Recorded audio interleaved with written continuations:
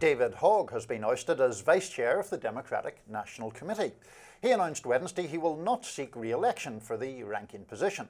This came after the committee voted to vacate him from the role in a procedural dispute. Malcolm Kenyatta, who was also Vice Chair, was also vacated by the same means.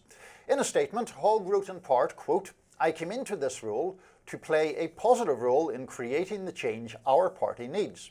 Ultimately, I have decided to not run in this upcoming election so the party can focus on what really matters. I need to do this work with leaders we deserve, and it is going to remain my #1 mission to build the strongest party possible." This caps months-long party infighting that the Gen Zer set off after he declared his group, Leaders We Deserve, would be shelling out $20 million to primary Democratic incumbents. The party has been furious with Hogg, to say the least. They leaned into a technicality to push him out based on DNC rules. The executive committee must be gender diverse. Pollster Nate Silver reacted, posting, quote, "This is Olympic-level DNCing. You can't DNC any harder than this." Democratic strategist Max Burns weighed in, writing, quote, "I'm really peeved with how this decision casts doubt on the legitimacy of Kenyatta's big win and turns this entire thing into a spectacle about David Hogg. If the DNC doesn't see value in building up genuine party leaders like Malcolm Kenyatta, we are in serious trouble."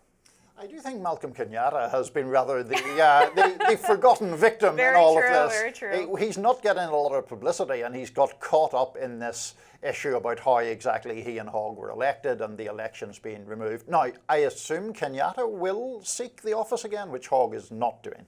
Yeah. So there's that.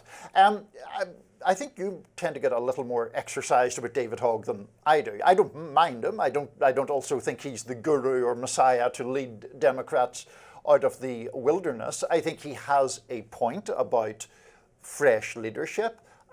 He's obviously on the progressive side. I think there are legitimate criticisms that he hasn't really been completely specific about what he believes, and it's this thing about like, well, Democrats are too old and dying in office in some cases, but there are also some really good people and some young people that we don't want to be associated with, and his statement went into all of that. Obviously, the DNC was not particularly thrilled at someone with that level of name recognition threatening or promising to spend money on primary challenges to incumbents.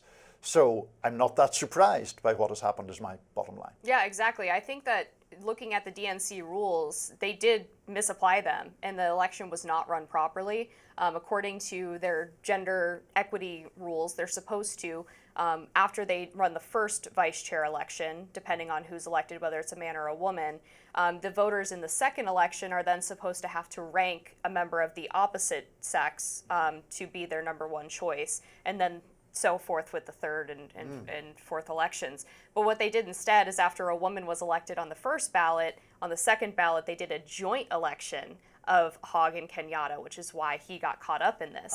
Okay. So I think it was done incorrectly, but would anyone have challenged this if it weren't for the fact that David Hogg was running afoul of DNC convention?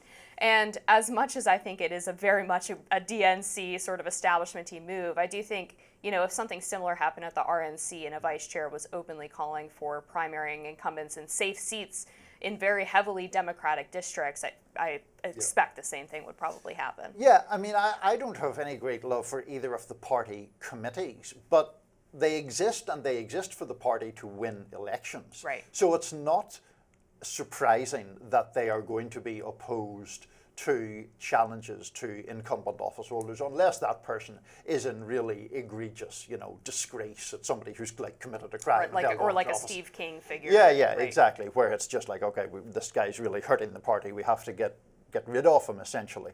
But otherwise, they are always going to favour incumbents. Now, of course, that can topple over into something that happened in the presidential process in 2016, certainly, where the DNC pretty obviously and undeniably put a thumb on the scales in favour of Hillary Clinton over Bernie Sanders.